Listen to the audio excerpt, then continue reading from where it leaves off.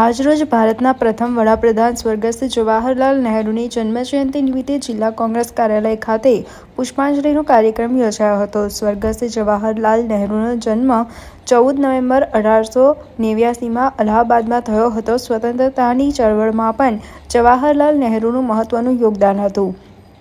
ગુજરાતની જીવાદોરી સમાન સરદાર સરોવર ડેમનો પાયો પણ જવાહરલાલ નહેરુએ જ નાખ્યો હતો. ત્યારે દીર્ઘાષ્ટ જવાહરલાલ નહેરુની જન્મજયંતિ નિમિત્તે ભરૂચ જિલ્લા કોંગ્રેસ સમિતિ દ્વારા જિલ્લા કોંગ્રેસ કાર્યાલય ખાતે નહેરુજીની પ્રતિકૃતિને પુષ્પાંજલિ અર્પણ કરી હતી. આ કાર્યક્રમમાં કોંગ્રેસના આગેવાનો અને કાર્યકરો જોડાયા હતા. અત્રે ઉલ્લેખનીય છે કે પુષ્પાંજલિના કાર્યક્રમમાં જિલ્લા કોંગ્રેસ પ્રમુખ રાજેન્દ્રસિંહ રાણા સહિતના અગ્રીમ હરોળના આગેવાનોની ગેરહાજરી ઉઠીને આંખે વળગી હતી. ભારત રત્ન પંડિત જવાહરલાલ નહેરુની આજે જન્મ જયંતિએ અમે સાદર અને શ્રદ્ધાંજલિ અર્પણ કરીએ છીએ.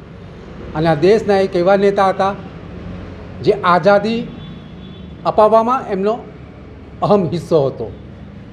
આઝાદ થયા પછી દેશમાં શિક્ષણ ક્ષેત્રે, આરોગ્ય ક્ષેત્રે, ઉદ્યોગ ક્ષેત્રે અને દેશને આગળ કઈ રીતે લાવવો, દેશની પ્રગતિ કઈ રીતે કરવી, એ આધુનિક ભારતના શિલ્પી હતા. અને એક એવા નેતા હતા જેને આખા વિશ્વમાં શાંતિના એક દૂત તરીકે પ્રચલિત હતા.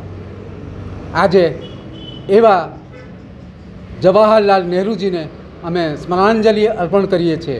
અને આવા જ નેતાને દેશને જરૂરત છે. દેશ આજે જે આધુનિક હરણફાળ ભરી રહ્યો છે એમાં પંડિત જવાહરલાલ નહેરુજીનું મહત્તમ યોગદાન છે.